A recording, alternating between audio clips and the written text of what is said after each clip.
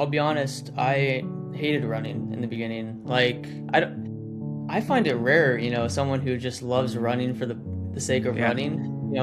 I feel like a lot of people like it because they start to excel, and that was my situation. But when I started, I absolutely hated it because it was just so hard. This is Early Miles, and I'm Steve Gonzer. On this show, we talk to runners, coaches, clinicians, and thinkers about the moments that shaped how they train, how they think, and how they ended up where they are. Early Miles is ad-free and supported by runners who are members of the RunSmart app. RunSmart is a training platform built by physical therapists. If you have an upcoming race or are looking to train and run smart, you can download the RunSmart app from the App Store or Google Play. And now, today's episode. This episode is about as early miles as it gets. We recorded this at 5 a.m. to catch Ethan Shuley while he's over in Japan, right in the middle of his training, and his story is worth it. Because not that long ago, Ethan was a kid who struggled to keep up. He skipped races, and he didn't even like running all that much. Fast forward, he's now a 2:07 marathoner, catapulting himself into the American scene and landing one of the top 10 fastest US marathons. In this conversation, we get into that progression, what actually changed, what clicked, and what it really looks like behind the scenes when someone makes that kind of jump. Enjoyed this episode with Ethan Shuley. Fort Thomas, for those who don't know, it's just like a small city right outside of Cincinnati, Ohio. And I actually really enjoyed growing up in Fort Thomas because it's a really tight-knit community, and you really get to know like all the people who live in Fort Thomas. So um, I I did grow up in Newport, which is not too far from Fort Thomas, but I moved to Fort Thomas when I was in third grade, and then just stayed there pretty much until graduation. And initially, when I was in Fort Thomas, I was really big into soccer, and that was my introduction into running in the first place. Just from Um, like a conditioning standpoint. yeah, yeah, it wasn't just me. Like all of the faster soccer guys, pretty much the way they would prep for the season was to do like a track season or a cross country season. Develop that aerobic base, and then once you go into the soccer season, you're really fit. It's a lot easier. And my first year on the soccer team, they let you try out for the high school team as an eighth grader, and that year, like I was so out of shape. I was struggling to like keep up with everyone, so that was kind of the big reason why I decided to do that, just so I could keep up and kind of be fitter than everyone else. And that's kind of what happened my freshman year when I was on the soccer team. So Yeah. Did you end up growing up? Did you grow up with like any siblings or anything? Was it a competitive household? How did that work? yeah, yeah. I have a brother who's 2 years younger than me, and we would grow up just constantly competing against each other. Now it was mostly soccer. We'd like play in our backyard or just do a lot of sports together. So it was very competitive, and then also just like doing stuff with my dad, like always competing against him, whether it's like basketball or whatever. Always want to beat my old man. So Yeah. Did he? I have two young kids, so I'm very adamant. My wife sometimes doesn't love this part, but like they'll beat me when they're ready. And my kids are 10 and 11 and 7, so like I still have a lot of runway to beat them in things. Was your yeah. dad making you earn it, or did he give you one occasionally? Or how did that look? No, no, he definitely didn't want to give it to me. Yeah. It depended on the sport. Like there would be times where maybe he'd let me win, but most of the time it was I had to earn it. So, Yeah, yeah. uh, I even bury my kids in Uno, Ethan. Like I'm not yeah, losing anything. yeah, that was kind of the vibe back then. So, but there came a point, when I was in high school, I started beating him, and Yeah. his trash talk would kind of quiet down a little bit. So, Yeah. I know it's coming eventually. I'm just gonna soak it in while I can, but I know it's coming at some yeah, point. So yeah. you go from soccer where I know a lot of soccer players. I grew up, my wife played soccer, but a lot of times it's I'm only gonna run if I chase a ball. Was that kind of where you started? Like I don't love running, but I'll do it for soccer, or did you fall in love with running during that conditioning phase?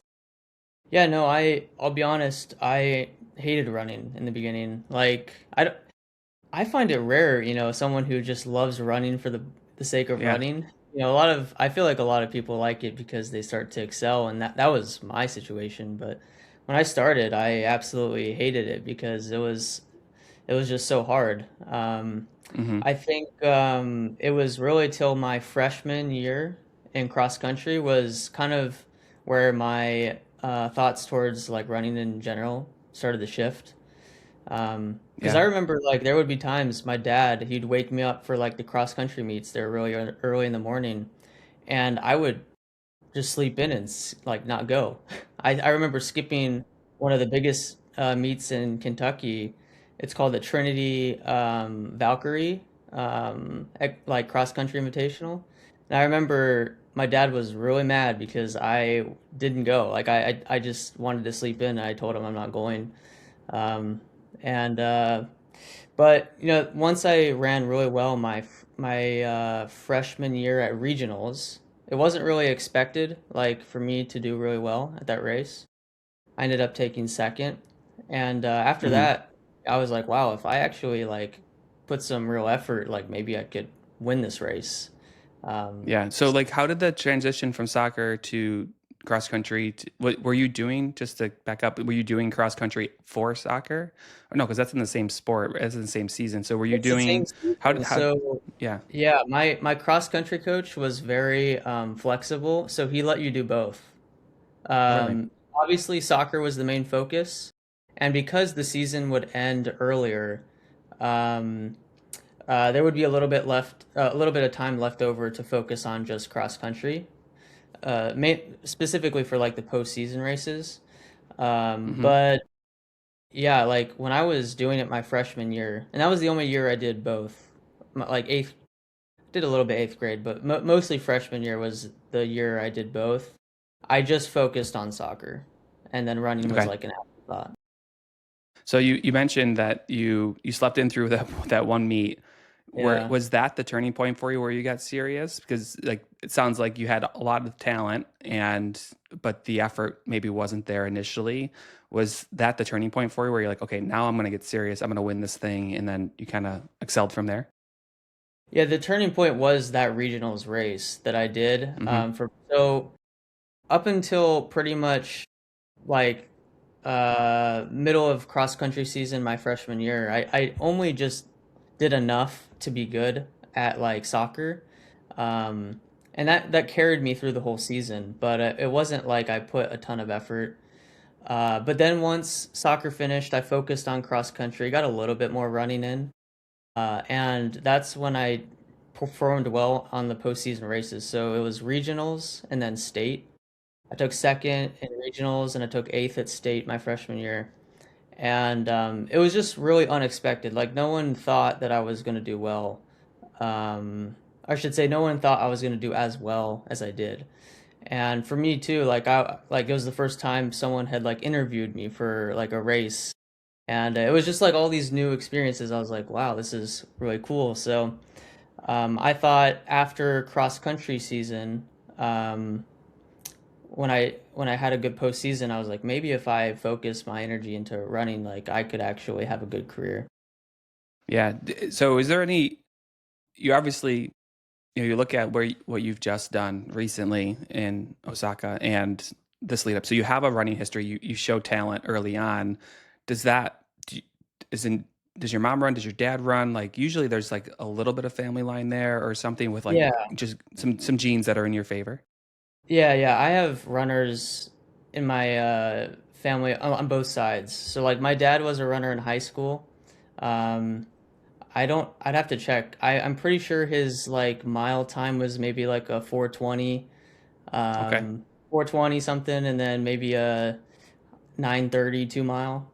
And then my mom, I'm not sure. My mom didn't really run, but my uncles both ran. So one of them ran in college, just like a really small college, and then the other one ran in high school. So I have like a Yeah. few runners in my family on both sides. Yeah, gotcha. And then I think as you get towards your senior year, you started having some trouble with your Achilles. Is that the time when this Achilles started to become a problem for you? Yeah, so I had injuries prior. Um, in fact, I had an Achilles injury. my junior year, and I missed the entire indoor season because of it. So Hmm. after my postseason race, my junior cross country season, I got an Achilles injury, and that put me out till March. And during that time, I didn't run at all, but I did a bike season. So my dad was really into cycling at the time, and Yeah. I just decided I was going to enter some races, some cycling races in Ohio. So I trained really hard on the bike, and fortunately, that fitness carried on. So I was able to run a really good time in the 2 mile and the mile my junior year. Um, Yeah. but That's really yeah, that was interesting because like I look at like triathletes, right? They'll put in a ton of time on the bike, and one of the things I talk about with a lot of athletes is like running to get better. You have to run, but when you can't, you can maintain a lot of that fitness. I feel like the bike carries over quite a bit, and yeah, you'll see that with triathletes because they'll bike 200, 300 miles a week, and their running's 50 miles a week, and they're like the professional Ironman are like blowing 220 marathons now right, off yeah, of 50, 60, 70 miles a week. I've also find the Stairmaster works really well when you can't get that load. It's a little tough for the Achilles, but um, it's interesting you say that because just something that we talk about with patients all the time. Like first, you need to burn off the crazy because you're not getting that like mental release from when you normally run. But if you can keep your heart and lungs going when you start running again, it's not such a disaster where you're starting from scratch. yeah. And I had also done a lot of cross training before this injury even happened. So my sophomore year, that was kind of my first year that started to show a lot of promise. Ran 9:13 in the 2 mile, Hmm. or the 3,200 meter at a big track race that season. For training, like I did a lot of swimming and biking because I was inspired by Lucas Versbickus, who was kind of like he's not really well known now, but like at the time he was like the most dominant like high school runner of all time. And he was a triathlete as well as a runner. So I did a lot of like cycling and running in addition to like uh, just my normal training. But Have you carried any of that forward with you with like your current training? Are you still, or is no. it? Yeah, there No, you go. I honestly I just hate swimming, so I don't do it at all. Yeah. But Have you ever cycling done is open water swimming? yeah, it's brutal. Yeah. Well, I'm I've just mad thinking it's respect. like, yeah, like the open water is at least a little bit better because you're going somewhere. The pool Oh, okay, lines sure. Well, yeah, consistently yeah. being like, am I on lap four or was that lap four? Or like just trying to count those is always tough for me. Well, yeah, with the open water swim, it's different because there's no lanes, so like you're just like getting beat up. Hmm. That's the thing that gets me is like you're just getting kicked in the face uh, if you're in like a pack of people. So Yeah. it's pretty brutal. I have I've mad done respect. two. Yeah, I've done two full Ironmans, and one of them was in Lake Placid before they did like this wave start. So you would just get into the water with 2,000 people, and you would just swim. And it was like I compared it to like a rugby match. And then I actually did Ironman Louisville, and in Ironman Louisville, it's a stage start, so people are just kind of running and jumping into the water, and two by two. But it's the Ohio River, which is not Yeah, the I know. yeah. It's not Yeah, the nicest that river out there. no, it was so murky. I remember like you jump in and you're swimming, and it was like 85 degrees, late August. You're doing an Ironman in Kentucky, and you would just get kicked in the face, but you couldn't tell where the foot came from because the Right. water was so dirty. And then I just Yeah. remember getting out. I'm like, I felt like there should have been like a penicillin station when you got out of the water because the water was just so gross. Yeah, no, I remember swimming that as a kid, and I looking back, I'm like, man, why did I do that? That is some nasty water. Yeah, I think they moved that race to later in the season because it was just also so hot. The water was 88, the Yeah, bike was like 98, and the run was like over 100 degrees. It was brutal. it's pretty brutal. Just kind of moving forward, you're kind of coming through high school. You're showing good success.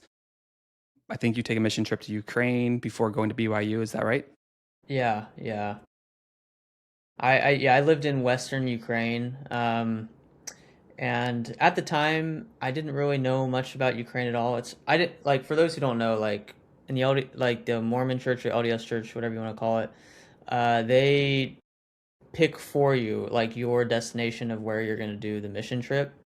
So like I had no idea where I get sent, and they sent me to Ukraine of all places.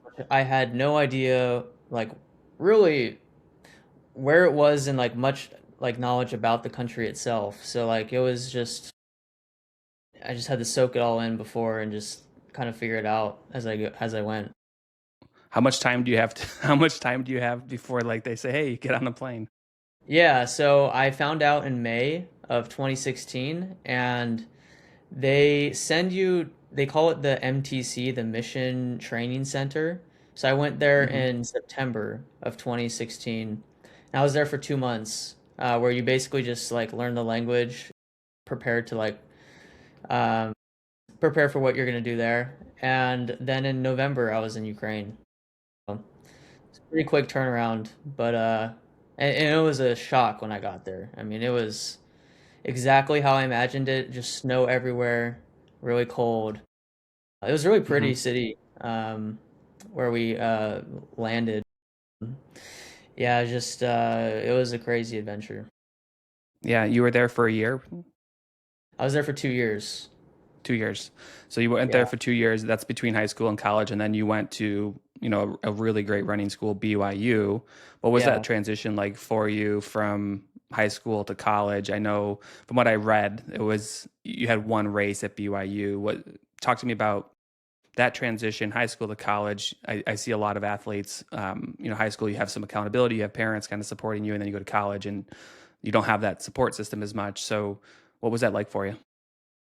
Yeah, so I guess to provide some context, like before my mission trip in Ukraine, like I was planning on like continuing to like run, but like as I was on my mission, like my desire to run like for BYU kind of like diminished over time. So like when I came back, I wasn't really expecting to be on the team. Um, so I came back, I like started getting on the bike again, just like working out. But then like a few days later, I found out from like a member on the team that there's camp, and he's like, "Hey, are you coming to camp?" And it was a pretty big shock. I'm like, "What are you talking about? Yeah. Yeah. What is camp?" So yeah, and that they basically saved a spot for me on the team. So, I at the when I came back from my mission, I was not in good shape. Like I could run a 5 minute mile, but that was like my max. So like Hmm. that's pretty good shape from like most missionaries. They come back, they can't run at all. But I was like in relatively good shape, probably compared to most, because I was able to run a little bit before coming back. And yeah, it was a brutal transition just from going back, like coming from missionary shape, as I guess you could call it, to BYU, like, um, you know, team member like shape. Just the training and getting your like muscles, tendons used to running hard again. It was really hard on me. So. Yes. With the that transition back, were you just kind of mentally checked out from running at that point, and then you just try to play catch up, or because I know like if you take too much time off, a lot of runners will be like, you kind of you take the momentum of running, and when that momentum goes away, you kind of like, well, whatever. So did you kind of lose that identity as a runner at that point, and you were trying to force it back into the mix? And also, if it was forced, was it? I gotta imagine at that point you're trying to get in shape for BYU. It's not fun type of running where you're like exploring and being like, oh, I'm in it and I like it. It's more of like a struggle. So how was that for you? Well, I think the biggest problem for me is I had already struggled with like a ton of injuries prior to Yeah. my mission. So like just the thought of running wasn't that exciting to me in the first place because I'm like, man, if I train too hard, I'm gonna get injured. This is my thought process at the time. Um, and on top of that, I'm not in good shape, and now I'm like killing myself at the like to finish these workouts, which they're already Hmm. modified, but just to do these modified versions, it's like I feel like I'm laying my life on the line in Yeah. these afternoon Redlining workouts. all the time. Yeah. Yeah. Yeah, I remember there was one workout. BYU does this run up Hobble Creek, and it's a very hilly run. It's very high altitude, um, and it's very fast, and it's like a 8 mile like progression run basically. And I remember I'd like tried to go out with like some of like the quicker guys, and by mile three I was like so gassed.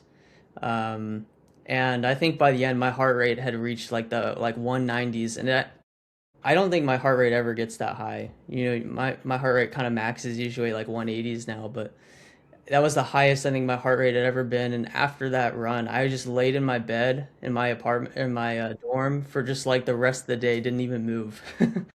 Yeah. So, I mean, that's what this whole season felt like. It was just constant struggle. So, I didn't really enjoy it, and on top of that, I got injured. So then it's like, okay, now I have to go through this process again of just enduring more pain. So it wasn't Yeah. really enjoyable.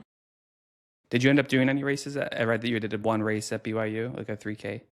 Yeah, so I did a few races unattached actually. So it wasn't like for BYU, but it's because they redshirt you the first year. Um, it's like your year to get back in shape. But yeah, so I had three races like unofficially. Um, and then I did like the Autumn Classic, which is BYU's home cross country meet. I did a Utah, um, a race up in Logan, Utah, which is kind of northern Utah, and then we have the just a local one in Kiwanis Park in Provo, Utah. So I did three smaller ones, and then I did that track race that everyone knows about. But yeah, the track race was awful as well. I mean, fit 20 guys on a tiny track, hot altitude. It was just not my day. So Yeah. yeah. Did you like being in Utah? Overall, I have mixed feelings about it. Yeah. So, there's some things I like about Utah, and there's some things I really do not like. So, overall, I'd say now, like, I enjoy visiting, but it's not a place that, like, I would ever want to live long term, personally. Yeah, I go once a year. I'm actually going tomorrow, believe it or not. Wow. But like, yeah, I'm going to Salt Lake for a data conference, and I'm actually going to go out and run the mountains and things. And I personally, I like it, but I go once a year, Yeah, and just being able to get in the mountains, run. And I'm from New York, so like, there's not a lot a lot of that for me. But that contrast. I enjoy going there. Did you end up running any of the mountains or anything, or was it strict like just BYU getting in the track and running the roads? I did like a little bit. There was like one teammate of mine that really loved running in the mountains. So he'd take us on his like crazy trail runs, and we'd get like Yeah. insane vert on those runs. Aside from that, like not too much actually. I did some hiking once I like quit the team, but at that point, it was just hiking for fun. Yeah. So during this time, you went from you pretty dominant in high school. You did really well. You ran one race at BYU. It's a very competitive program. Um, the focus of that is academics at that point. Did you go there for film? What was filling the time? Since were you still running at all while after Yeah. you left the team? Well, so when I quit the team, that's kind of when Corona happened, and so I kind of was like going back and forth between my home in Cincinnati and in Utah. So I kind of was in a point where I was like I had all this free time, and I didn't really know what to do with my time because there was no school. Hmm. School got canceled completely that semester. So I'm just basically like, what do I do with my life? And Yeah. at the time, I had just applied for the film program, and I got accepted actually. But I had some like mixed um, thoughts on the program just because I had some like bad experiences with some projects that I had done previously. So I wasn't sure if like that this is something I still want to do. And at the time, I got into like language learning, um, and it made me reflect on just my experience of like being in Ukraine. I had in Ukraine, I didn't really feel like I got to the level that I wanted to be at in terms of like language acquisition. And Hmm. I wanted to kind of go through the process again, but actually like reach a high level. And as I was learning more about like language learning, got more interested into Japanese, and that's kind of what led me to make Japanese my major, and kind of led me onto the trajectory to living here and working. So So you moved to Japan on the JET program. Is that the JET program is where they bring students in from around the world? I read, and they explain. I guess maybe explain it to me. yeah, so the JET program is a cultural exchange program that primarily hires like ALTs, like assistant language teachers, Hmm. and I would say 90% of people who apply for the JET program go to Japan and teach English. Now, there's 10% that are what are called coordinators of international relations, and that's what I do, or I did, when I was on the program.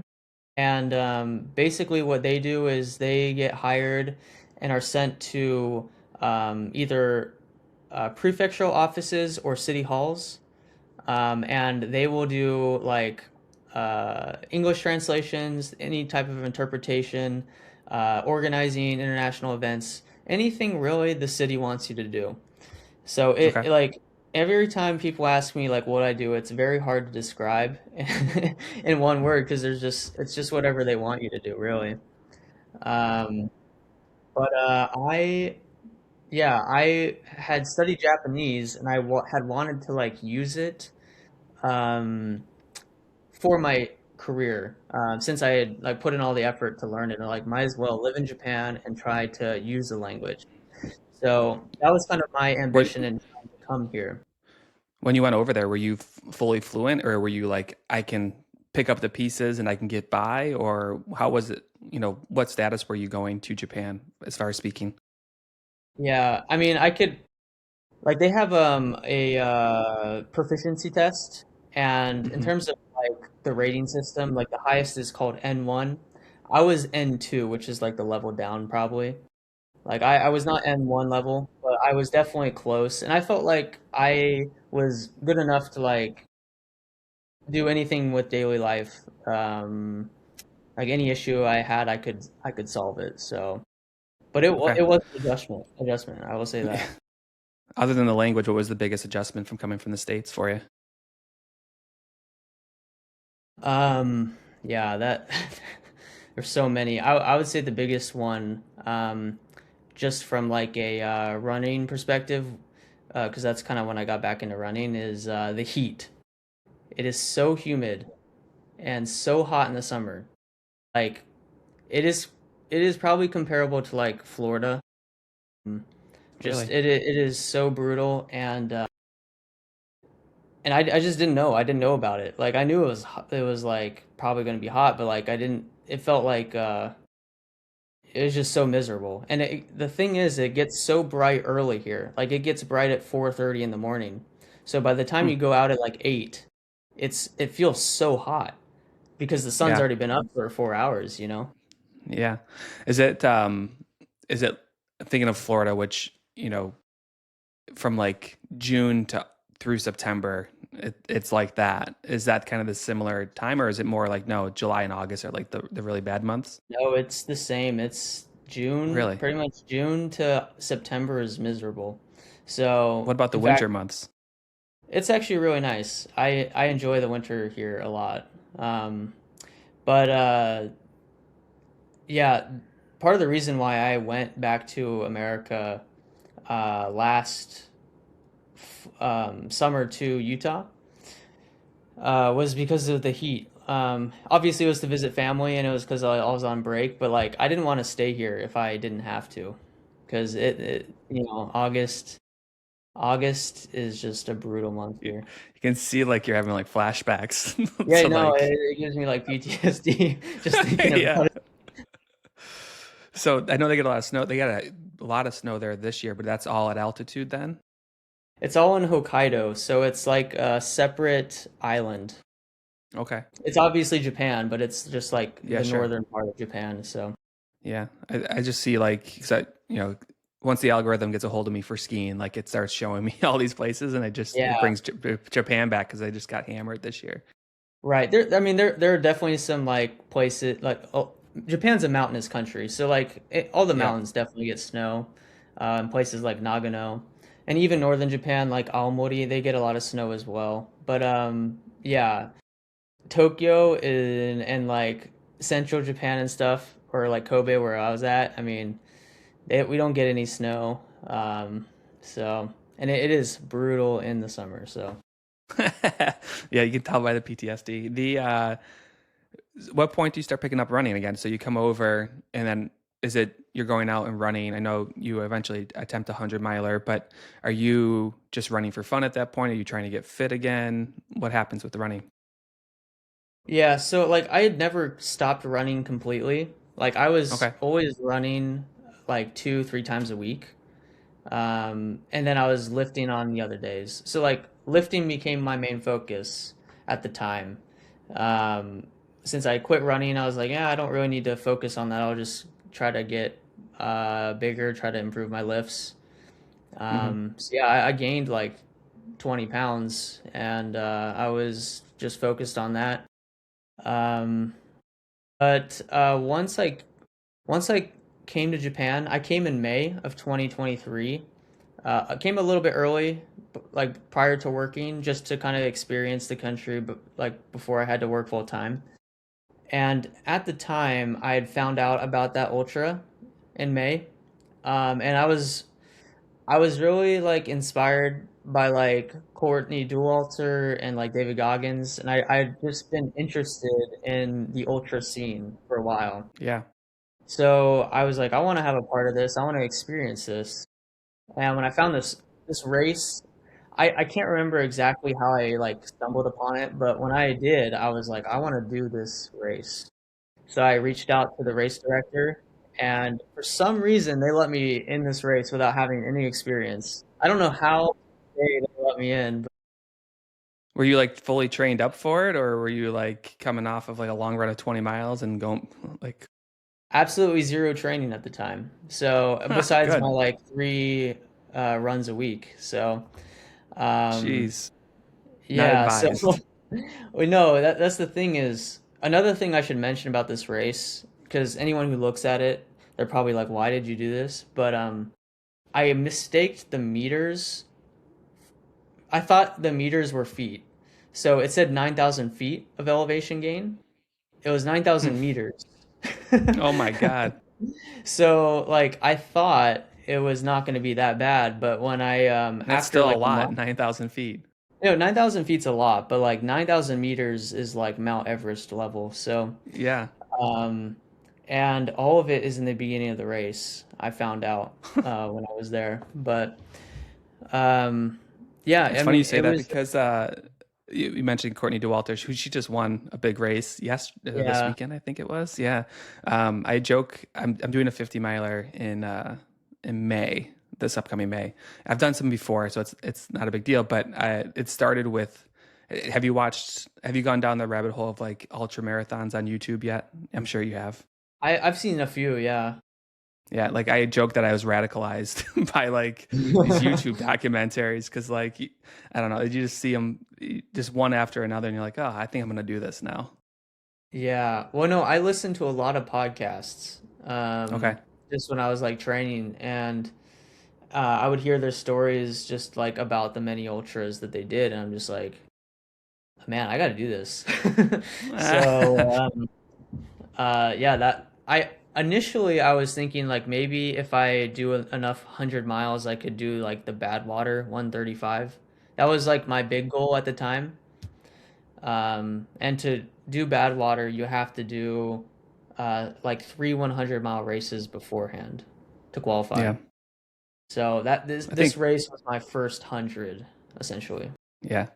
So you mistake the feet for meters, and then how far did you make it? I made it 60 miles. Yeah, what was the recovery like for that? Were you like shredded or? Oh, it was, I mean, I couldn't walk. Got the fact I even made it to the tent.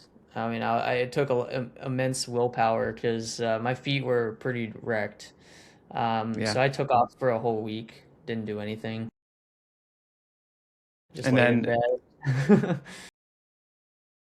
bed. that is in 2023. Yeah, this is October Okay. 2023. And then I think your first marathon was in 2024 in Nara. Is that correct? Yeah, yeah, pretty much a So what was year. the bridge? What was the bridge from like? Because like you're kind of, I guess it's a loose term. Like you're kind of floating through your running. Like you're lifting more. You're running 3 times a week. You join some random 100 miler. So it is not super structured. It sounds like at this point. How do you go from that to I'm going to run a marathon, and then you ran like a 220, right? So 221. We'll call it 220. Yeah. Um, and like how do you go from one extreme to the other? Yeah, well, I should mention when I decided to do the ultra, I did focus on running a lot more. So I started Oh, okay. running. Yeah, so once I decided to do this ultra, I ran Oh, I six thought you times did a it week. on 3 runs a No, week. no, no, no, Oh no, my God. no, that would have not been possible. Yeah. Um, no, I started running a lot more, and my lifting kind of changed, more focused on like running specific stuff. It Okay. took me a long time to like convince myself mentally to like lose every gain that I had from lifting, and You hit just like your Ryan Hall stage. I did, yeah. Although I was not anything like Ryan Hall, but yeah, I did think about it. I was like, man, I'm gonna get so skinny, and that's what happened. But uh, yeah. So after the ultra marathon, I got injured again. I got injured for a long time actually, until December. What was that? Uh, Is it Achilles again, or was it something else? no, this was my knee.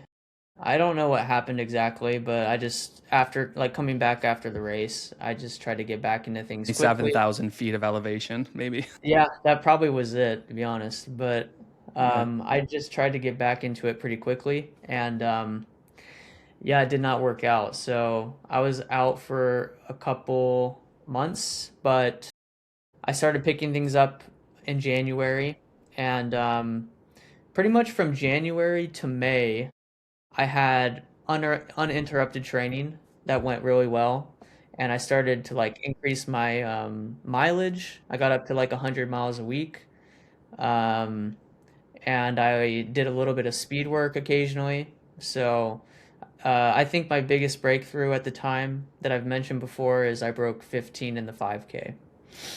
So, and that was like a solo race, just a random local 5K in Osaka. So, I felt like I was like progressing a lot. And also, I should mention like when I was doing this training, I was training for a 70K ultra marathon, but as I was getting faster, I was like maybe I should do a marathon. So I signed up for this marathon in Hokkaido, which I didn't get to do because I got injured again. But that was kind of like my first time I was thinking maybe I should try some marathons Yeah. um, during this training period. So were you mentioned you got up to 100 miles, but it was you're coaching yourself at this point. Yeah. Was it a lot of just like base building type of mileage? 'Cause you said you didn't do a lot of speed work and stuff. Were you just building up to 100 to get to that, triple digit, and then it was more of like focusing on the build than trying to add speed to it? Yeah, I wasn't even there wasn't even like a particular goal. I just like was thinking if I do more, I'll probably get better. So, and I enjoyed it. Like it wasn't like it was a burden for me. Yeah. So I just wanted to like keep training harder and seeing like you know, what are my limits? That at that time like running sub 15 was my fastest I'd ever run ever for the 5K. Hmm. So I'm like, I'm in my some of my best shape ever. Maybe I could, you know, have some PRs in other races too. So I was getting a lot more excited about running Yeah. now that I was like starting to improve a lot. Yeah, so it comes so much easier when it's enjoyable and like you're not forcing like 100-mile weeks are tough anyways, but when you're not like dreading every single run, sure, some of them are going to be harder, but you're having fun, it certainly helps. The At this point, are you like just training solo? What's the running culture like? Have you kind of gotten into that at all? I've never been to Japan, but I'm interested Yeah. on what that looked like for you. Yeah, so um for the first little bit, like I was honestly just training by myself because it wasn't like a huge focus probably until like probably to the point to where I like broke 15 the 5K. That's when I'm like, okay, now I'm kind of doing this like a little bit more seriously. Hmm. Um um so I was going to join a group, but then I got injured. So I'm like, well, There's a I theme guess here. yeah, I'm like I guess I'm not gonna join a team for a little bit. Unfortunately, that injury lasted up until beginning of August. So, I kind of had to start over again in terms of like gaining fitness, which was really frustrating because I just gotten to this new level and just felt like I had to start from scratch again. But yeah, I Yeah, wasn't there's really that's involved with like the running scene much. okay. So that's come up a couple times. So like if you look back, we'll kind of come out of context a little bit, but you look at these constant start and stops, which make it difficult, right? So I look at it as you have these gaps where like I had to shut it down for a month or two, and then you have to play catch up. So what your body really loves is consistency, and even at 100 miles a week, like if you can stay consistent, the body gets used to it and it adapts over time. The worst thing is when you're at 100 miles, you have to go to zero for 2 months, and then you have to try to get back up there. So those really large fluctuations are the most difficult thing. So have you done any digging on like what's going on here? Are you just kind of shutting it down and restarting all the time, or are you really kind of focused on trying to figure out what's the problem and what's underlying it all?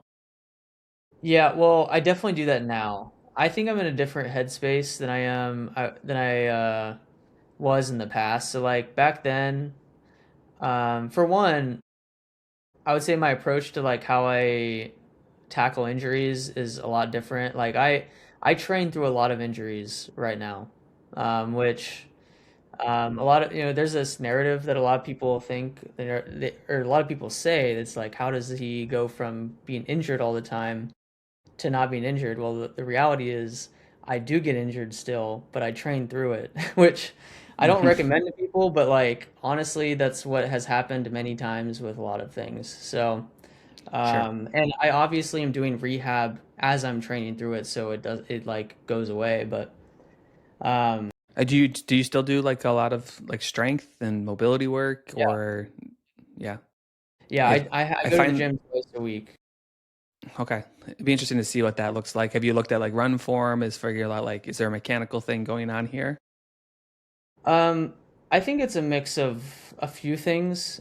I think when you run as high mileage as people like me or a lot of the Japanese guys do, it's almost unavoidable, to be honest, Hmm. to like not have a hiccup every once in a while, especially if you're like if you're pretty aggressive with your like increases in volume and intensity. So, the thing is with injuries is some you will be able to train through and some you just won't. And Yeah, I think the reality is sometimes you're lucky and sometimes you're just not. And I've experienced both in the last year. yeah. So, I always talk uh, about with runners, even because it's like you're running high mileage, but there's also the 50-year-old who is running 40 miles a week or 30 miles a week, and they can't seem to keep it together. And I always I always preface we do a lot of focus on strength training and making sure it's specific because like training like a runner is different than training like a triathlete that's different training than like a football wide receiver. So even with like you do all the right things, shit still happens. You still get hurt. I think the biggest thing is how do you respond to that when you know like this is one I can't train through. Do you force that because that's how you turn like a 2 week thing into like a 6 month 1 year thing.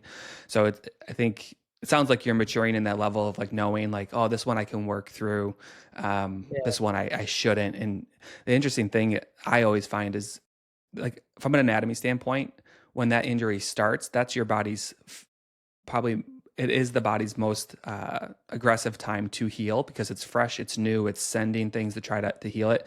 When you get to that chronic stage, that's when you're consistently like, it always hurts whether I run or don't run, so I'm just gonna keep running on it. Yeah, no, I completely understand that, and I've experienced that so much. So, I think with some injuries, yeah, you can get through it. And sometimes they last a long time. Like when I came back from my injury the summer of 2024, so coming into the NAR marathon, my first race, I was dealing with ankle stuff, ankle tendonitis. Um, and it even as I was coming back, it still hurt as I was like training again and increasing my volume, but over time it gradually like decreased in pain. I Yeah, don't know really the science behind it because I now have like absolutely zero pain, but it took yeah, a solid 6 weeks for the pain to go away completely as I was yeah. getting back. It's in yeah, the chronic things just take time, right? So like you hurt something and then like, oh, I can run through this. The body will fade it out. Like it doesn't want to be in pain. So you can get rid of a lot of that stuff. Uh, Interestingly, one of the things that I find, and this is anecdotal, but you'll start to see it. Heavier lifts tend to help with a lot of like chronic stuff. So, for example, like a high hamstring, when you have an injured high hamstring, or even like an injured Achilles, there's a lot of protocols around the Achilles because it's so commonly injured. Like you go after it when it's chronic, and you have to restructure because a chronic injury is just kind of scar tissue all over the place. You need hard, heavy pulls on it. I think where a lot of people go wrong in their strength training is they do like a lot of plyometric and like Uh, heavy fast movements. And from my standpoint, I don't know if you're doing any of this, but like they'll be doing like they equate strength training like they're running. It's got to be hard. I need to be exhausted and I need to push myself. I tend to find you need to work on control, balance, and stability so that your running is smoother. But if you're doing a bunch of box jumps, like, hey, you're doing uh, two speed sessions a week, you're stressing yourself. What you need to do is slow it down and control movements. And then they go to the gym and they're doing more impact. They're doing more box jumps. They're doing more plyometric based things when like just slow it down. Like you can't even stand on one foot without falling over. So like yeah. you don't need to be jumping around the gym. Like slow it way down. Yeah. Typically my approach for lifting is whatever the muscle like I guess I could give a recent example is when I was training for the Osaka Marathon, I was dealing with some serious pain in my hip um, that I honestly thought that I was gonna have to uh, do cross training because the pain just was getting unbelievably bad. So I decided I have to go back to the gym. You know, prior when I was training for Kobe, I didn't do any lifting at all. But when it came to Osaka, I was like, I can't not do lifting because I'm just Yeah. gonna keep getting injured. So I started doing a lot of compound lifts and then just stuff to like focus on my hips and just all the muscles that I thought were probably weak and causing this Yeah. injury. And literally within like a month and a half, it was gone completely. Yeah. So, Yeah. um, I always say like the strength training is the glue, like that holds the running together, and it might not hold it together fully, but it is the glue to it. And then I also think, depending on where you're at, getting to a single leg is really important in your strength training. So doing a lot, we call them reaches, single leg activities. Even if you're going to do upper body, stand on one foot because it fires the pelvic floor, the core, everything by just going to one foot. So even if you're doing like an overhead press, you can stand on one foot and get a lot more benefit than just standing on both feet. And certainly you shouldn't be uh, doing a lot of sitting exercise because you want specificity. Like if you want your exercises to carry over best to running, they need to look and feel like running. So, that glue, it does its best. It doesn't always do everything for you, but you can certainly stack the deck in your favor by doing things that are more running specific. yeah, no, totally agree. And I'm a big fan of Bulgarian split squats, single legs. Yeah. So, um, Yeah, single leg agree. split squat, single leg deadlift, those are all great. When you went to Nara, that was your first full. What was the goal there? Was it time based? Was it what was it? Yeah. So I guess people who've listened to me before probably already have heard this before, but I'm not a big time guy. Like, I really just like to go for to like try to compete and get good the best place possible. So I wasn't really sure how well I was gonna do at Nara, but like I wanted to compete against the top Japanese guys in the race because I knew like it was probably going to be roughly my level if I had a good day. I was I was confident that I could run in the 220s, mid 220s if I like trained, um, uh, had good training going into the race. And for my training, like my goal was to do 100 miles a week going in to Nara. So I had, I think, roughly 2 months of that. And I also did a ton of hills because the Nara course is very gnarly. Um, so yeah, I had pretty good training.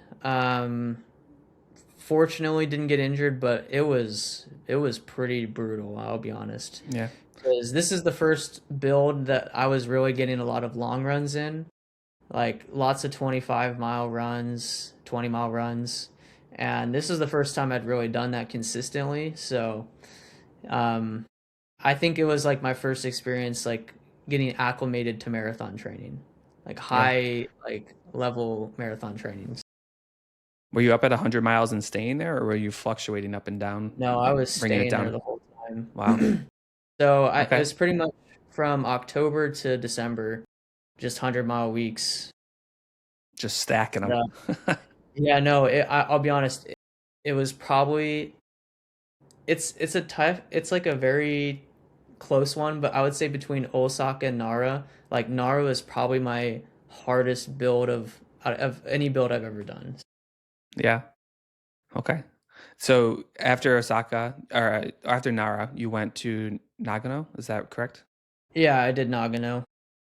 What was different? So you chopped off 2 minutes from that one, then you had a huge jump of like uh, after that. So what was different as you went from Nagano to Kobe to Osaka? Yeah. So after Nara, I unfortunately got injured again. So I had an Achilles injury. Jeez. Yeah, I know. It was I was really sad about this one too because I just come off a good race and I was Hmm. feeling really fit. I just had a lot of 100-mile weeks in and a good race. But yeah, I strained my Achilles after a workout and I tried to train through it, but it was not possible. This I And was you're still self-coached at this point, right? Yeah, yeah. Yeah. So at this point, I did, my mindset is a lot different than past. I don't want to lose fitness, and I cross trained as much as I possibly could, and just did as much as I could to possibly heal this Achilles. And it took a month, um, but it got quick. It got better quicker than I Yeah, expected. it's pretty good. So yeah, after that, I started training, and I was extremely aggressive in my training to like get back in shape. Do you see I that real that we talked about earlier though? Like you take time off, right? And then you're like, I got to get back in shape. So like you have like Yeah. these huge spikes in activity. Yeah, well, I think like my first week back after like healing my Achilles was like 100 miles. So Not it advised. was Not yeah, advised. I don't recommend this, but that's what I did. Um and I got in decent shape for Nagano despite having the injury. But the Nagano Marathon, I just didn't have a great race, partly because my race tactics were pretty bad. I raced the whole thing by myself, just because in Japan, a lot of the races they go out so hard, and I didn't want to go out in 209 pace. That's what all the pros were gonna do.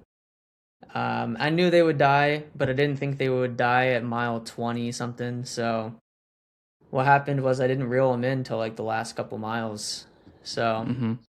I took fifth in that race, but after that race I was very determined to not do what I did and race solo, and also just like kind of have a race that reflected my fitness because I thought personally I was in like 215 shape at the time. Okay. So at this point, you go to Kobe and then you run a 211. But you have like a lot of ups and downs. Are you mentally at this point like I got to be doing something different with my training? I'm constantly having to battle these injuries, or are you just plowing forward at this point? Um, so I would say the biggest thing is there was a lot of time in between Nagano and Kobe compared to Nara and Nagano. Hmm. So like at first my goals were a little bit different. So like after Nagano, I started training for track. Okay. Because I didn't sign up for any road races and I didn't think about it in time, unfortunately. So I was like, I guess I'll do a track season. Uh, I got injured again. So yeah, I had some shin splints in my right leg that took me out for I would say a month or so. Do you find like was that the inside of the shin or the outside? Do you remember? It was You probably the can press there and still feel it. my memory was the inside. Yeah, that's what my guess would be. But just was it the same side as the Achilles? Do you know? Yeah, I think it was. Yeah. But yeah, it was very frustrating because obvious reasons. Kind of the same story, but just losing fitness. And I knew like to have a good race in Kobe. Like my goal for Kobe was to win the race. It's my home. It's kind of like my hometown. I lived in Kobe for a year and a half. All my friends would be there, so I'm like, I got to do good for Kobe. Do well for Kobe. So I knew I'd have to be healthy again and start doing workouts by July. That was my goal. And I was in June, I was still like iffy with my shin.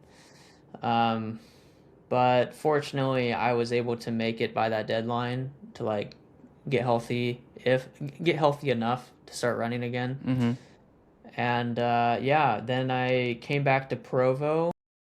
I trained with a bunch of other guys, which definitely helped me get fitter. I'll say that. You trained I was with like the very. Nike guys there, like Clayton and them, I or no? trained with Isaac Woods' group, so my current Hmm. coach. Yeah. And in fact, that's part of the reason why he started coaching me again is because he started seeing my workouts with them, and he's like, "Hey, you're doing really well. Uh, if you want, I can help you and coach you." And I Was he the was coach really at? Is he the coach at BYU?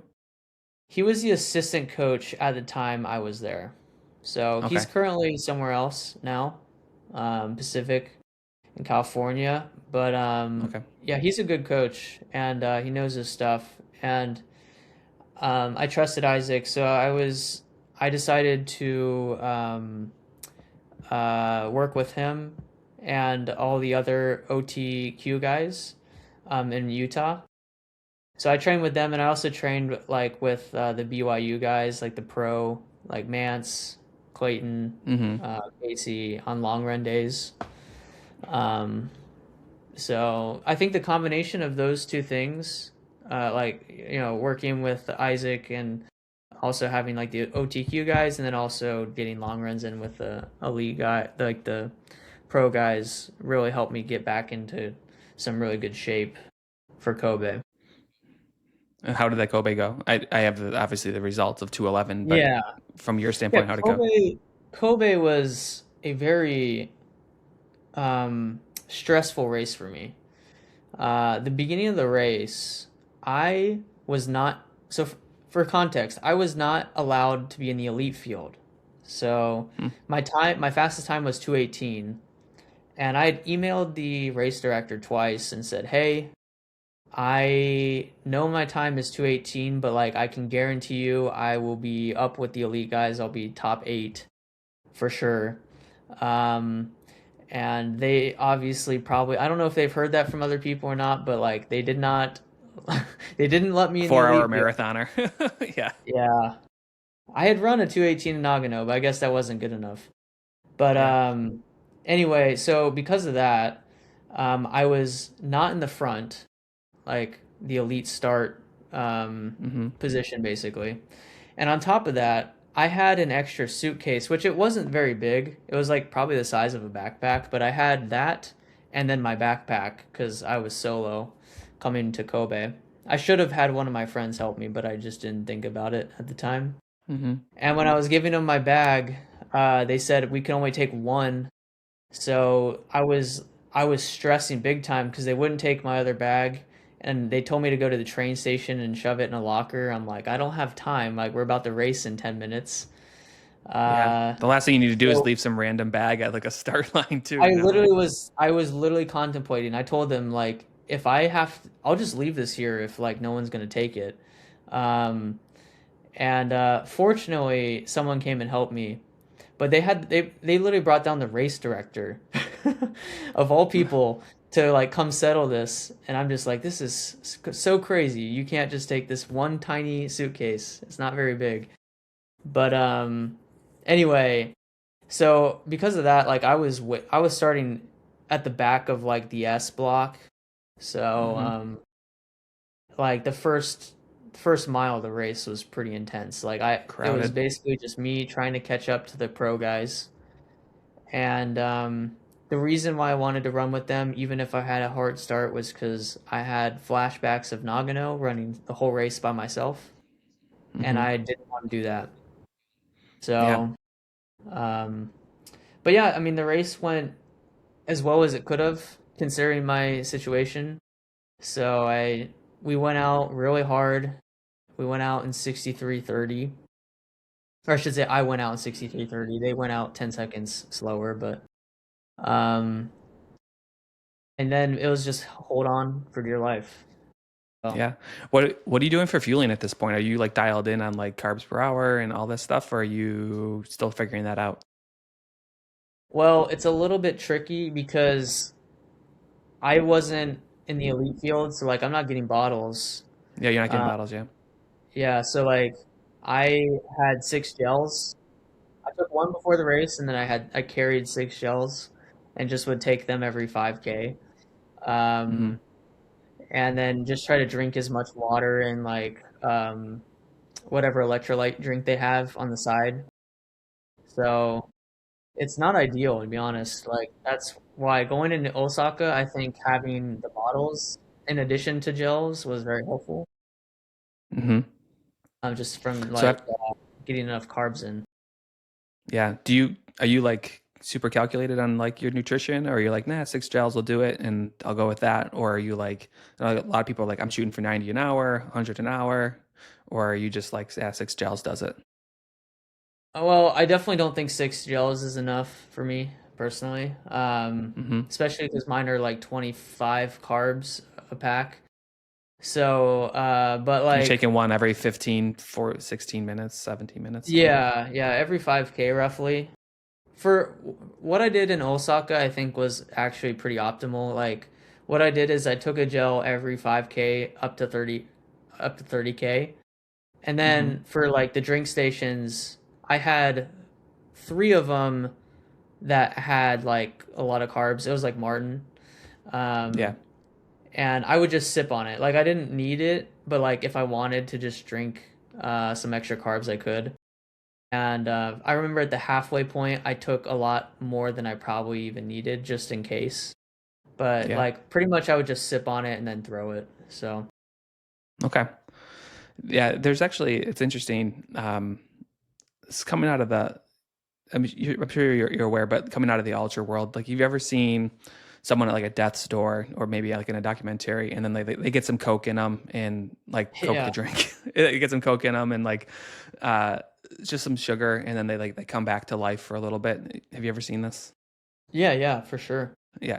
So there's some research that came out that talked about blood glucose as being like that driving factor to keep someone from hitting the wall. Because it's really interesting. I was talking about this with somebody else, that you can see an ultra runner, just be super lethargic, falling off, and then they get some Coke in them, and they just come back to life. And the thought is like, you're not replenishing muscle stores, you're not replenishing any energy stores, and all you're doing is spiking your blood glucose. So they're starting to think that you can store as much energy as possible through like carb loading and things, but really the race is all about keeping your blood glucose really level. So like even Yeah. like that you mentioned like sipping and not bulk loading, but just a constant uh, sugar intake can help you from dumping all of your stored reserves into the bloodstream. So it's really interesting that you just mentioned like the sipping, because that's where you're starting to see some early the research is like just keep yourself steady throughout, and that blood glucose has a huge effect on the brain and just feeling like lethargic and the hell with it. Yeah, no, I think for me it was like pretty much the most optimal. Well, I mean, compared to like other races, it was a million times better just with bottles. Yeah, I think for me it was something I probably will do in my future races as well. Yeah. So you go through you. I'm just gonna look up here. So prior to Osaka, you did Kobe 211. That was second place. Was that right? Is that right? Yeah, second. Okay. And then Kobe to Osaka. Um, are you doing like a full recovery build before you get back into training? Are you taking a week off? What's your recovery strategy there?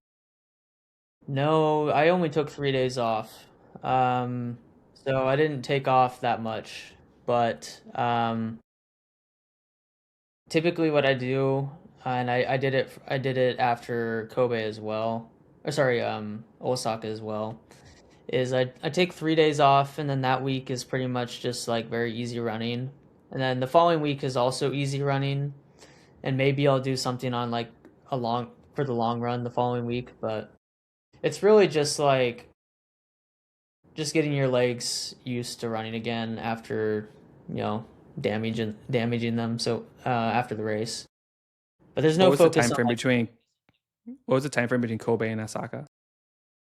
yeah, there's 3 months, so there wasn't like a ton of time. But like my thought process was I didn't really have to get like that much fitter.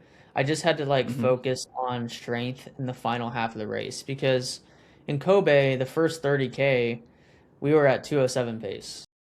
So I thought like if I can fix that last 12K, like I'll be there in Osaka. So Hmm.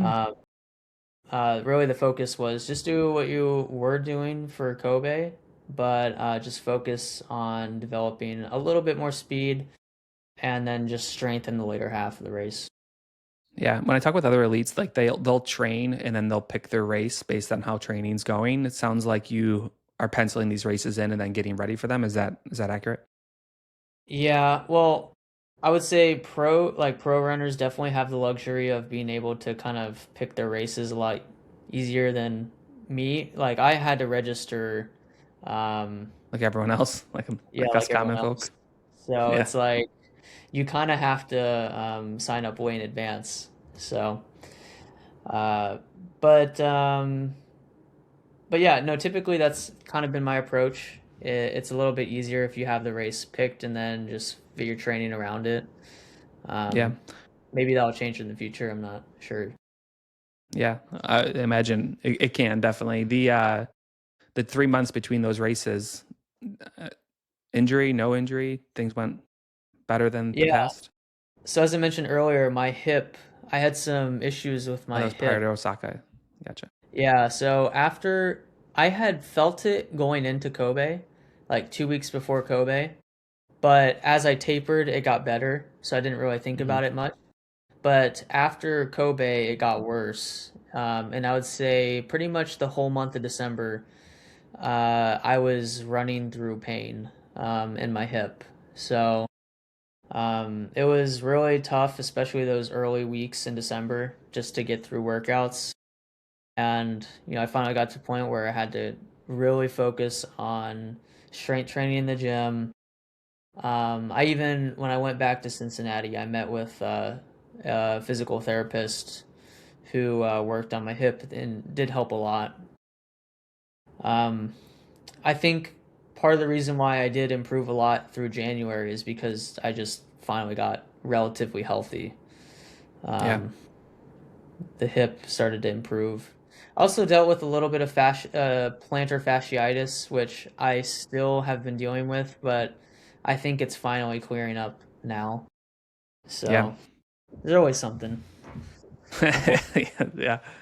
I think it's interesting because you mentioned like you're going to deal with stuff, especially with how much you're running. But, there is, it seems like you're on the higher end of that spectrum of having to deal with things, and really digging into that could be something. Are you still with Woods for coaching?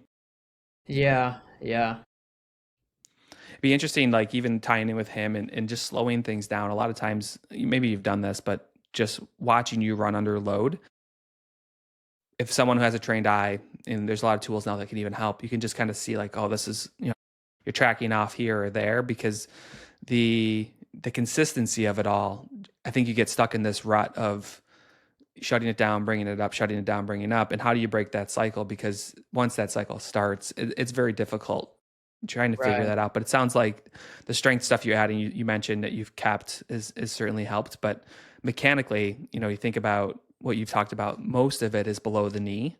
So there could be something going on there that you just need like a little bit of tweaking here or there, mobility or strength. And are you not going to get hurt? No, you're still going to get hurt because you're training at a very high level, but you might be able to cut some of those things down. So I don't know if that's been a conversation for you in the past.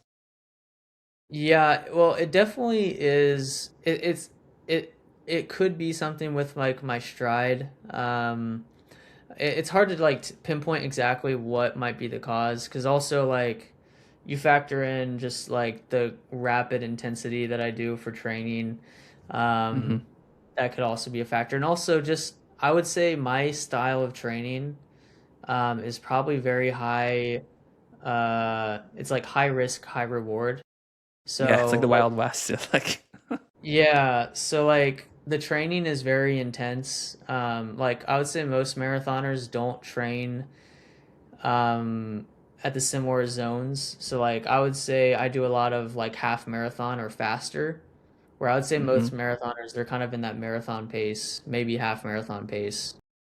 But Do you have any with concerns of like the sustainability of that over, the next 10 years? yeah, I mean, I don't think I'll probably continue it for 10 years. I'm fairly confident I won't be doing it for 10 more years, but How old are you now, Ethan? I'm 27. All right. I think I mean, I could make it. you got some good years ahead of you still, though. Yeah, for sure. I think in 35, 36 that might be it for me, but um might be more interested in like the trail scene. Um I think for like being like competitive against like the African runners, you kind of have to train that way to like if you want Hmm. to have a shot at beating them. Um, that's the challenge. Yes, you can be kind of more safe with the training, but at the same time, it might not yield you the same, reward of Yeah, it's definitely what you said was high risk, high reward, and that's definitely it. And then there's like there's two approaches. There's that like you can get fit fast. It's just can your body hold up to it? And then the other side of that yeah, is, gradual improvement. I mean, you improve like 13 minutes or something in like what 15 months in your marathon. So, there's no doubt with talent and with effort you can get there. It's just that sustainability side of getting there. I remember I talked to Joe Whalen, who's a 209 guy here, and like he's like, "Oh, I stress fractured this and that," and he's like, he's been through yeah, the rigmarole of all those things. And then you look at like some of the older runners, like Kira D'Amato, who's older in a sense of running, and it's more about sustainability and improvement over time. So I right, think you get there, and you might find like, hey, once you're up there, like it's how am I going to be performing a year from now or a year and a half from now, and not in 3 months from now. yeah. Well, no, I definitely now that I'm here, I definitely want to not have to go through what I've experienced in the past, especially as frequently as I have.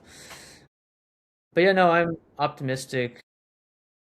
I think a big part of like marathon training is getting used to the volume. Like when you first start doing 100-mile weeks, like it's gonna be brutal, and you might get Hmm. injured. Once you get to like once you've been doing that for a couple months, a year or so, 100 weeks or 100-mile weeks is really not that crazy. Um, So I think just getting that stress in and adapting to it Yeah. um, does take I time. completely agree with you. It's just from if I put my PT hat on, it's getting up there and staying up there is one thing, but if you can't stay up there because you're working all these hard workouts and you have to shut it down for 2 months, you're not really staying up there. So it's, yeah, it's tough. But um, I mean, I'm not running 100-mile weeks either. So here's the guy sitting in a brown chair over here who's not running 100-mile weeks. I just know like the fluctuation gets very difficult, and you're like, I got to take a couple weeks off, and I want to get back to where I was. So those drastic changes, like I mentioned earlier, are just, I see so many runners struggling with those at all levels, pro, not pro, even just like the weekend warriors who, they're training for their first marathon and they have to take time off and then they just try to ramp hard. Those ramps are where people get in a lot of trouble. Yeah. I guess the best way I look at it, and maybe this is, I don't know, some people won't agree with it, but I've always viewed, especially if you do like very, very high intensity volume training, Hmm. um, it's not really about if you're going to get injured, it's when you're going to get injured and just how you're going to deal with Sure. it. So, Yeah. it's kind of like, cyclists, they're gonna crash. It's not like if you're gonna crash, but just how are you gonna adapt? And I think for marathon running, it's pretty similar. So you just have to figure out how you can minimize that time off, or if you have to take any time off, Yeah. just getting back 100%. Yeah. When you went to Osaka, the what was the goal? I'm sure you've talked about this in the past, but the goal was what going into Osaka? Well, yeah, I just wanted to run with the top group. I knew that for the like looking at past results, they were going to go out in 205-ish pace. So I'd have to go out at least in 102, 62:30. And we went out in 62:40.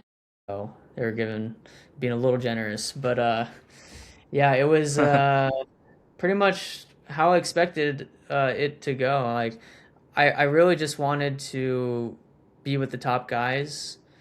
And like going into the race, I felt capable of running 206. So Hmm.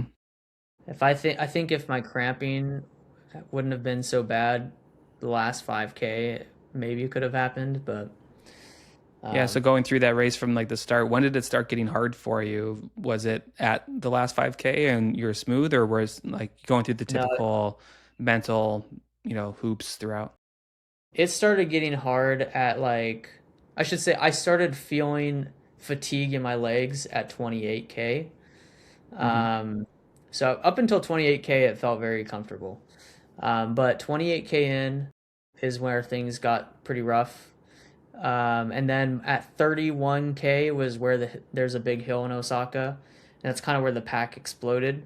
And then the one of the African guys, and then Hirabayashi took off in the lead group, and then basically from there on, it was like just hang on. I think at 35K, I was still running really fast. Like I think I was still in 205 pace, but the last 5K or 7K, I just was trying to hang on. I was Yeah. running like maybe 506, 508 miles. When that starts to get really tough for you, there's a bunch of different mindsets that you try to avoid, which is the one of like, why the hell am I out here mindset? Like, what do you go to when it starts getting really tough like that? Like, what are you telling yourself? Are you doing it? Are you just blocking everything out? Yeah, I just try to stay very present and focus on like the next K. Just like don't even think about the 5K that you have left. Think about this Hmm. 1K that you have. It's just a couple minutes. Think about drinking, like getting some cups at the aid station, getting some drinks down. Just like the small things. And then obviously, I mean, your legs are going to be in a lot of pain, but Yeah. just trying to focus on what you can do. And then I tend to like just pay attention to my watch, and if I can hold a certain pace, um without like, you know, ruining like destroying my legs, then I just try to hold pace. So just Do trying you ever to have any find the bargains with yourself with like, just back off a little bit? Like, do you ever have that mentality in the back of your head telling you just back off a little bit, like you're gonna be fine? no, no, definitely not. Oh, sweet. Once you do that, it's over for you. So Yeah. you can't allow that thought to cross your mind. But I have had thoughts of like, man, am I gonna finish? You Hmm. do like think that when you're like suffering uh like 7K out. Yeah.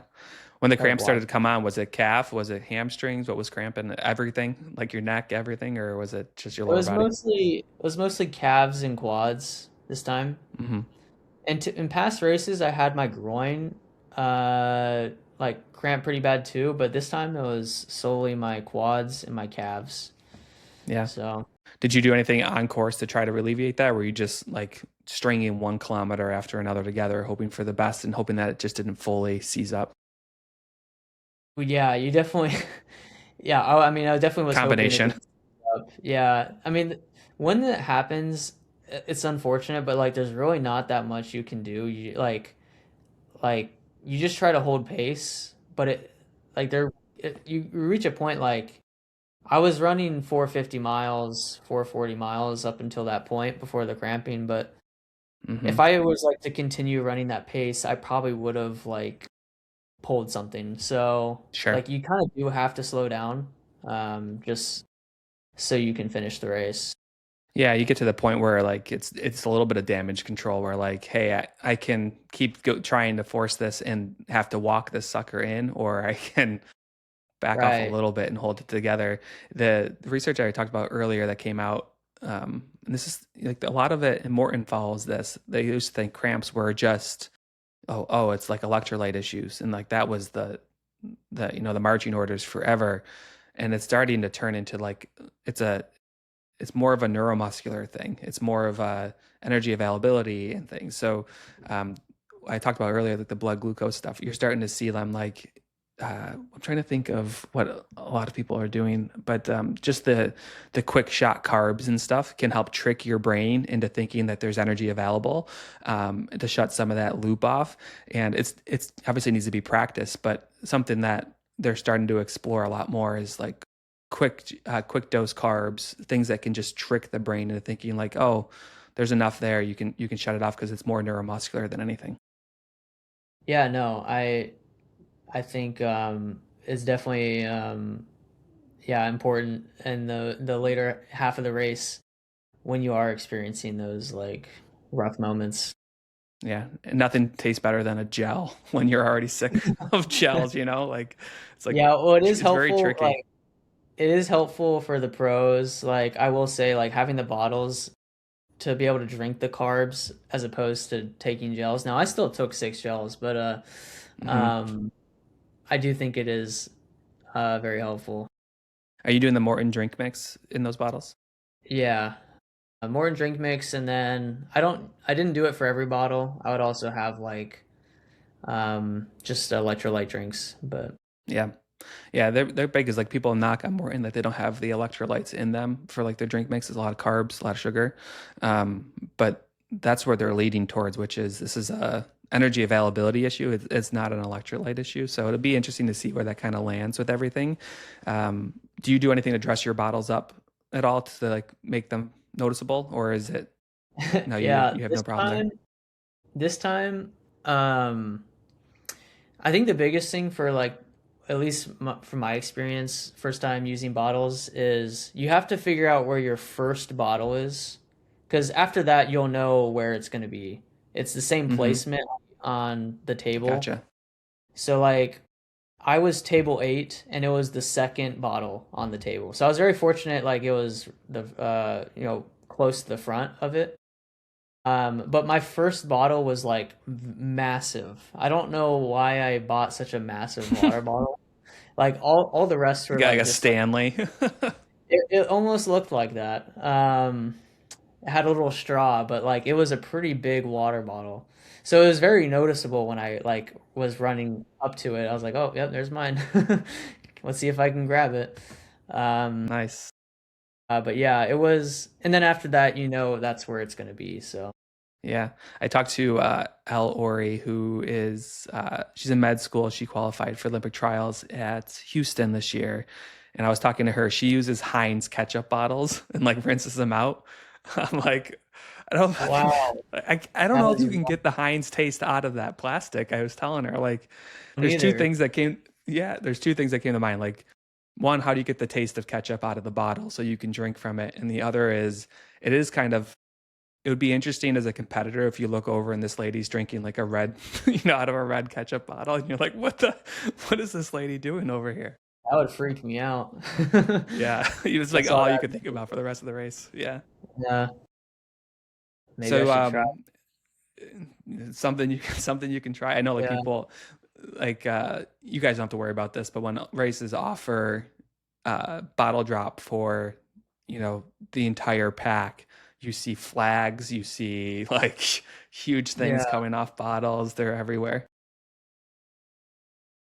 As you go through Osaka, you finish in 2:07, one of the fastest American times, and it seems like that kind of was, you know, the thing that kind of launched you into media and everything else. So like you cross the finish line. Let's just kind of go there for a second.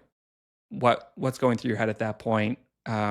Obviously, you have to be pleased you're going out for 2:05. I think you mentioned, but what was your mindset crossing the finish line at Osaka? yeah. I was happy that I was able to get relatively close to like what I thought I was capable of. Um, so like I remember, yeah, telling everyone I could run 206, 207. I mean, it's close enough, I guess. And then I think the biggest thing is